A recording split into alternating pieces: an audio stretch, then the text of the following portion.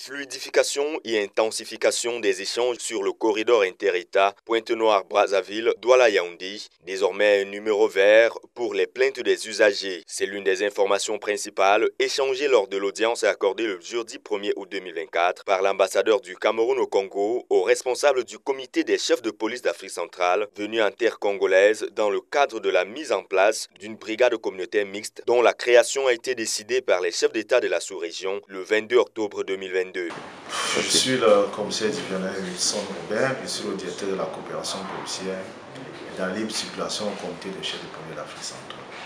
Le comité des chefs de police d'Afrique centrale est une institution spécialisée de l'UAC qui est donc en charge des problèmes de sécurité également, qui est appelée à assurer la coordination de la brigade mixte CEMAC qui a été créée récemment par les hautes autorités de notre région. Justement, nous sommes donc arrivés ici, en République du Congo, dans le cadre de l'opérationnalisation de cette brigade mixte CEMAC-là, qui a été créée par les plus hautes autorités, comme je l'ai dit, pour lutter contre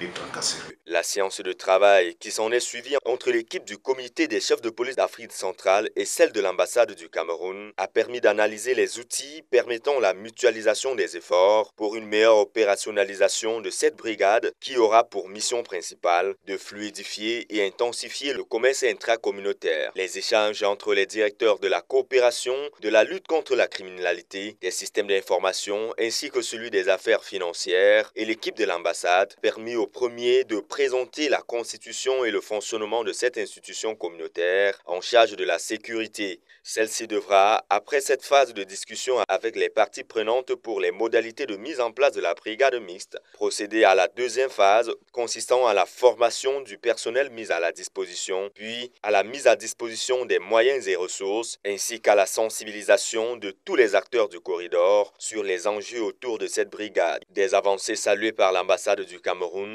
du fait qu'elle concourt à garantir la sécurité et la fluidité des échanges sur le corridor. Faut-il le rappeler, la mise en œuvre de cette brigade s'inscrit dans un contexte où les patronats camerounais et congolais se préparent à lancer une campagne de sensibilisation sur le corridor à travers une caravane.